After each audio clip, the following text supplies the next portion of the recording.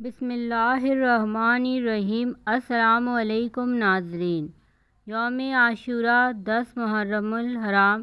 عاشوراء کا روزہ بھول کر بھی نہ چھوڑیں، کیونکہ حضرت ابو قتادہ رضی اللہ عنہ سے روایت ہے کہ رسول اللہ صلی اللہ علیہ وسلم نے فرمایا، عاشوراء کے دن روزہ رکھنے سے میں اللہ تعالیٰ کی ذات سے امید کرتا ہوں کہ یہ ایک روزہ آدمی کے 1 سال پہلے کے گناہوں کا کفارہ بن جائے گا۔